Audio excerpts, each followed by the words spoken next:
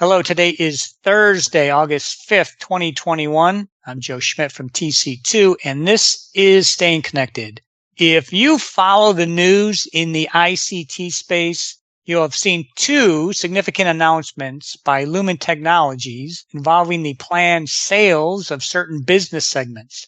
The first, which was announced last week, is the sale of Lumen's Latin American business to the investment firm Stonepeak for $2.7 billion. The second was announced on Tuesday of this week, and that is the sale of local incumbent carrier operations in 20 states to Apollo Funds, and that one is for $7.5 billion.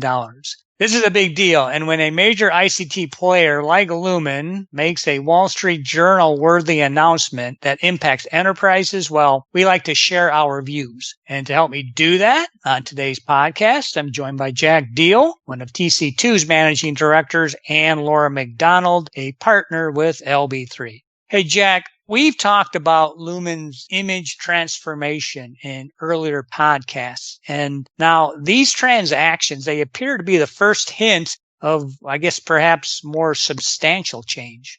Indeed, we did talk about those, Joe, and thanks again for having me back for today's podcast. Yes, it does appear Lumen is taking those next concrete steps to execute their transformation strategy in support of this new image that we talked about in the past. We know that Lumen wants to be the leading network edge computing and solutions delivery provider, and that encompasses cloud and network connectivity, collaboration, and security. That's a quantum leap from their traditional global carrier and ILEC services heritage, and these actions are the first steps that begin to reinforce it. So what do you think the drivers are for these actions? I think they are divesting these legacy segments and assets that are likely high cost, expensive to maintain, don't have large market penetration, or don't align with where networking trends are heading, or with where their solution provider image that they call 4IR aligns. In that respect, the announcement shouldn't be a surprise to large enterprises. Lumen's going to receive more than $10 billion in sales proceeds, which they can use for a variety of things, to reduce debt, to fund key investments that could augment the capabilities and deliveries that they have highlighted, or buy back shares and enhance their share value. Like all ICT providers, Lumen wants to migrate to the newest, more efficient next-generation network technologies versus continuing use of legacy services, and some of these services just may be viewed as legacy. Regarding the Latin American network transaction, it's more of a head scratcher for us given Lumen's desire to be perceived as a capable global provider, but the region presents service delivery challenges, and perhaps Lumen is acknowledging this. The purchaser, Stonepeak, has indicated they plan to make a significant investment in the business, which is something Lumen may have been reluctant to take on. Lumen hasn't disclosed any segment performance with the announcements, but indications are that both of these areas are steady performers for them. All right. Thanks for that, Jack. Okay, Laura, the buyer of the legacy CenturyLink ILEC assets is Apollo. Who is Apollo? Great question. It's interesting. In most cases where you hear of the divestiture and sale of telecom assets, it's to another established telecom provider. But in this case, it's to a respected private equity firm. Apollo is a high-growth global alternative asset manager, and it touts itself as investing and working with top-notch management teams to build businesses and new companies via corporate carve-outs and investments in growth. And that's what they've indicated they want to do with these new assets. And you might have seen or remember Apollo in the telecom news earlier this year because it purchased a majority of Verizon's media division, which included AOL and Yahoo. And they also just purchased in July a Utah-based fiber carrier, First Digital Telecom. And it's funny how things are kind of cyclical because First Digital Telecom bought some of Lumen's assets in Tucson as part of Lumen's purchase, or at that point CenturyLink's purchase of Level 3. News reports are suggesting that Apollo is going to bring on 3 veterans from Verizon to lead the company. So what is the timing on the proposed divestiture? Well, Lumen indicates that everything should be complete by the second half of 2022.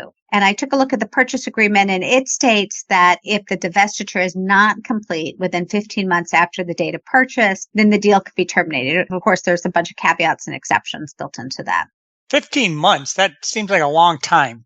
Actually, it's not. There's a lot that has to happen, both on an operational and a transactional basis, but also on a regulatory basis. The divestiture is subject to the expiration or termination of the applicable waiting period under Hart-Scott-Rodino.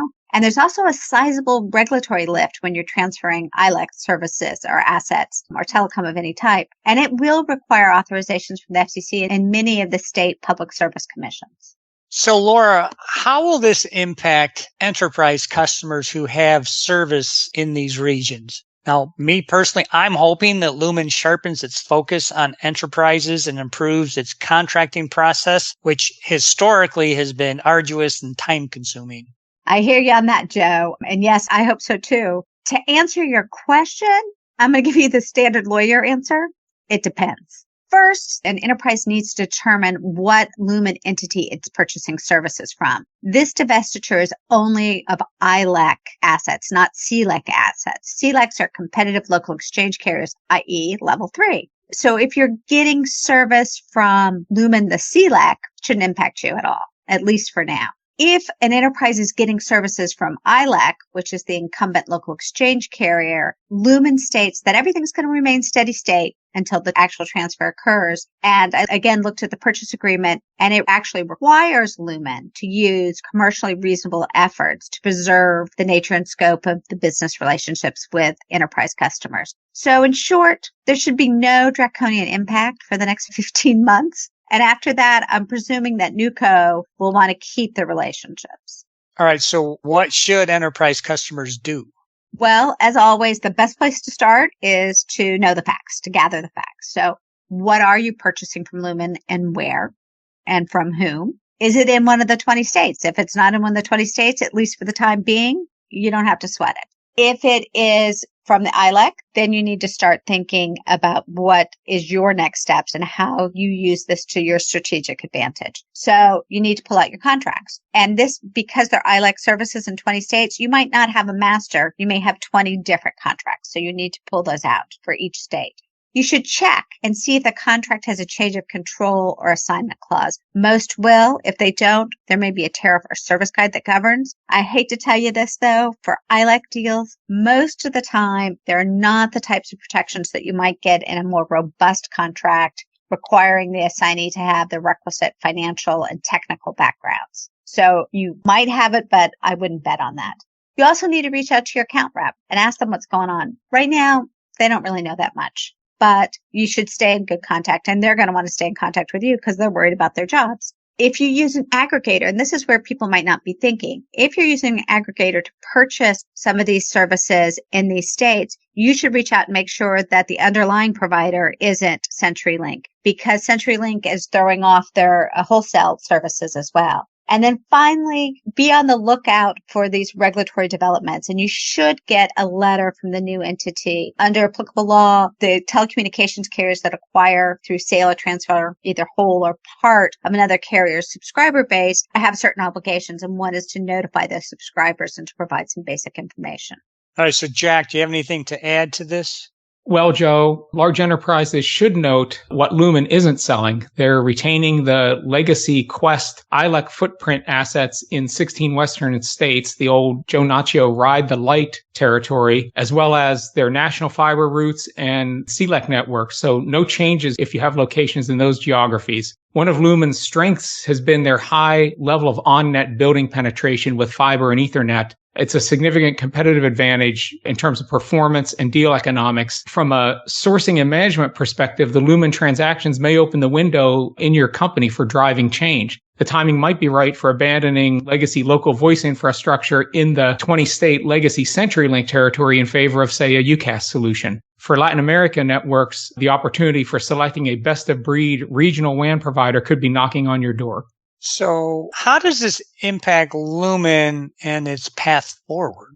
Well, as we said at the beginning of this podcast, Lumen's transforming their image and now the makeup of itself. How they want to be viewed is captured in the marketing materials you can access on their website. And I quote, "A multinational technology company that enables companies to capitalize on emerging applications and power the fourth industrial revolution, or 4IR, end of quote." That's flashy words for a new flashy image. And Lumen's competitors have attempted even riskier moves in attempts to become content and media providers or anything except network and related IT services specialists. We don't view what Lumen is attempting as a similar type of moonshot, which is a good thing for enterprises. They appear to remain focused on their core networking competencies and look to sharpen their focus and hone their capabilities for meeting the needs of the large, sophisticated enterprise. The question really becomes what's next, because there certainly will be additional moves. All right. Thanks, Jack. And thank you as well, Laura. Now, let's hope that this new Lumen is a win for enterprise buyers. If you do want to talk about the new Lumen, or if you have other ICT questions, please contact Laura, Jack, me, or any of our LB3 and TC2 colleagues by giving us a call or dropping us an email. You can also stay up to date by subscribing to Staying Connected, by checking out our websites, and by following us on LinkedIn.